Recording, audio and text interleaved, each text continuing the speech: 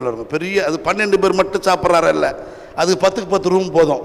12 பேர் மட்டும் சாப்பிட்றாருன்னா பெரிய என்ன அர்த்தம்? இயேசுவோடு யாரெல்லாம் ஓசன்னா ஓசன்னா ஓசன்னா என்று உறக்க பாடிக்கொண்டு வந்தார்களோ அத்தனை பேரும் இந்த விருந்தில் பங்கெடுக்க வேண்டும். இன்றே எங்களுக்கு விடுதலை, இன்றே எங்களுக்கு விடுதலை யார் பாடியிருப்பான்? யாருங்க பாடியிருப்பான்? நல்ல துண்டியா போடுறோம் நான் பாடிப்பான். எவன் ஒடுக்கப்பட்டனா அவன் தான் பாடியிருப்பான். கண்டிப்பாக யூதர்கள் பாடியிருக்க மாட்டாங்க. சமாரியர்களும் கிரலியர்களும் சேரிவாழ் மக்களும் தான் பாடியிருப்பாங்க. இன்னைக்கு எங்களுக்கு விடுதலை, இயேசுவே எங்களை மீட்டருளும், இயேசுவே தாவீதின் மகனே ஓசன்னா, இயேசுவே தாவீதின் மகனே ஓசன்னா அப்படி சொல்லி வந்த அத்தனை ஒடுக்கப்பட்ட மக்களும் மீண்டும் ஒருங்கிணைந்து ஒரு புதிய பாஸ்கா விழாவை முன்னெடுக்கிறார்கள். அது இயேசு முன்னெடுத்த பாஸ்கா விழா.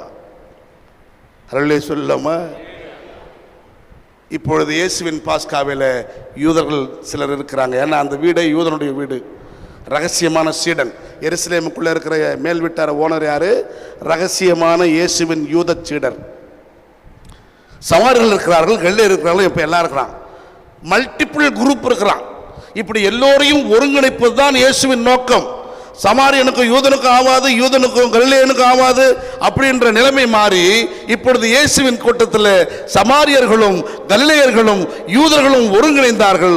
ஒருங்கிணைந்து இந்த கூட்டத்துக்கு இயேசு ஒரு விருந்தளிக்கிறார், தன்னையே அந்த விருந்தாக காட்டுகிறார். அல்லே சொல்லாமா? இப்பொழுது அன்றைக்கு அடிக்கப்பட்ட ஆட்டுக்குட்டியின் ரத்தம் ஒடுக்கப்பட்ட மக்களை எல்லாம் மீட்டெடுத்தது. இன்றைக்கு அடிக்கப்படுகிற இந்த ஆட்டுக்குட்டியின் ரத்தம் உங்களுக்காகவும் உலகில் இருக்கிற பலருக்காகவும் சிந்தப்படுகின்ற புதிய உடன்படிக்கையின் அடையாளம், நியூ கவர்னன்ட். இந்த நியூ கவர்னன்ட்டை மறந்து போன இஸ்ரேல் மக்களுக்கு இயேசு நினைவூட்டுகிறார். ஒடுக்கப்பட்ட மக்கள் எல்லோரும் கொண்டாட வேண்டிய இந்த விழாவை ஒரு குறிப்பிட்ட ஆதிக்க சமூகம் மட்டுமே சடங்காச்சாரத்துக்காக சம்பிரதாயத்துக்காக கொண்டாடுகின்ற ஒரு ஸ்டைலிஷான விழாவா மாறி போனதன் விளைவுதான் இயேசு இங்கே அவர்களுக்கு அறிவுறுத்துகிறார். இது எல்லா மக்களுக்குமான உடன்படிக்கையின் ரத்தம். அந்த இரவுல தான் சொல்றாரு, இந்த விருந்தை உண்பதற்காக நான் ஆவலாய் காத்திருந்தேன். யாரு கூட?